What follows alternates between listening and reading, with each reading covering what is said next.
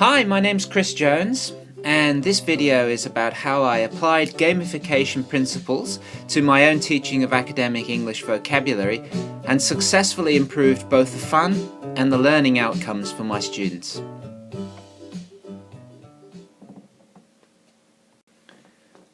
I teach adult international students at the University of Tasmania who are on course for further tertiary study with us but haven't yet achieved the English language levels required by their courses. So I am focused on improving academic English vocabulary and grammar, as well as the more complex academic skills. So one area of study that any academic ESL teacher will know about is the academic word list. The academic word list, or AWL, was the work of Coxhead in 2000, who identified 570 words that were the most common words found in a corpus of academic texts. This list of words is perfect for a very focused teaching and learning strategy, and is also perfect for tasks conducted outside of the classroom. My colleagues and I used the AWL to create daily homework tasks that test the students on 15 words each day, and this helps them focus on synonyms, antonyms, collocations and word family of 15 words from the list each day, and this helps into a wider vocabulary and a better understanding of language and sentence structure in general. However, since the learning of the vocabulary is not directly tied to any of the final assessment tasks, the ones that qualify the students to move on to university, many of the students overlook its importance and they do either a half-hearted job or they don't do them at all. And since gamification is all about increasing the engagement and the fun involved in a task, I was wondering how could this be applied to this aspect of learning, and how could we thereby improve their learning outcomes? So what is gamification? If you haven't come across the concept much before, or you're a bit rusty, I highly recommend you check out this YouTube video, Gamifying Education by Extra Credits. It's an excellent summary of why and how we should be applying the principles of good game creation to education. If you're interested in more detail about what gamification is, and its recent history and its theoretical foundations, as well as a little bit more detail on how I design my game, you could check out this website, which is a paper I wrote for my Masters of Education. When I began to apply gamification to the vocabulary learning aspect of the course, I wanted to avoid the trap of being caught up with the game mechanics, and I wanted to ensure that I was applying good sound theory. So I found a good starting point for this to be the quote from back in 2014, which highlights three things. It's goal-driven, it's a social activity, and it's determined by motivational factors. So these three things: firstly, that it's goal-driven. In other words, students should know what their real-world goal is, and they should be reminded of that goal regularly. They should also be kept informed of how well they are progressing towards those goals and give them a mechanism for doing that.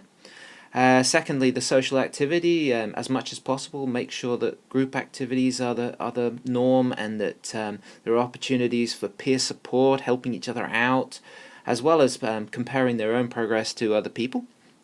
And finally, that we need to understand motivation. People have been researching motivational factors for a long time now, but I found that this paper by Deci and Ryan in 2000 summarized the main points very well. Competence, relatedness, and autonomy are identified as the three main psychological needs. Competence is that need for appearing competent to other people, but also to feel that you're successful within yourself. Relatedness is connected to that. It's that idea of comparing your successes with other people, and also that need for helping other people and being helped by other people in a learning process. And finally, autonomy has that feeling of self-direction, making choices in what you learn and what you do. And so was born the Access Awards game, Access being the name of the courses for entry into university at our centre, and these were the considerations I kept in mind as I was designing the game. So this is an overview of the game, and you can see that the theme of the game is a military one, from private to general. And I chose this because I felt like it was accessible to the students, they're familiar to a certain extent with it, and also that it lends itself to a certain amount of silliness. For example, as students come into the classroom and certain students have progressed to higher ranks, you can salute them and congratulate them, pin badges on them in this kind of military fashion. In terms of the motivational aspects we were considering earlier, the goals and ranks system gives us the mechanism by which the students can have a step-by-step feeling of progress and intermediate steps, intermediate goals on the way to their final goal. This helps them maintain their motivation over a longer period, and it's also a mechanism by which they can compare their progress to others, and social motivation is drawn in. However, it's important to keep reminding the students that the actual goal is, of course, improved vocabulary. The points which determine what rank you are in the game come from various activities throughout the course. The first of these is the daily quiz, and this is based on the original daily paper-based homework task, which still remains, but the following day a quiz using the same questions in a slightly different order is given. A high or a low score now counts towards your progress in the game, and as a result, doing a homework task partially or not at all suddenly has much higher stakes consequences that are much more visible to the class as a whole. So the motivation from this need to appear competent starts kicking in very strongly. Stronger students seem to find this a very positive motivator, but weaker students getting a lower score every day can have a little bit of a demoralizing effect. To try and avoid this, we try and emphasize collegiality in the game. So we suggest that students meet before class and go over the homework tasks together, and even drill the questions with each other to try and make sure everybody gets the highest score possible. And also, as with computer games, students are given the opportunity to retry the quiz as often as they like, because we have a version of the quiz online which is always available, and the students can do this online version any number of times. So an amazing number of students will actually take up this option in order to make sure that they get 100% each time. Remembering that social activities and opportunities for group work and peer support lead to more effective engagement and more longer lasting and effective learning, most of the activities, including the daily quiz to a certain extent, were done in teams of 3 or 4 students working together that are created at the beginning of the course. In some cases, individual scores affect the scores of the group, so this motivates weaker students to try their best and stronger students to support and help them. However, in most cases, the group effort just automatically leads to scores which are added to the whole team.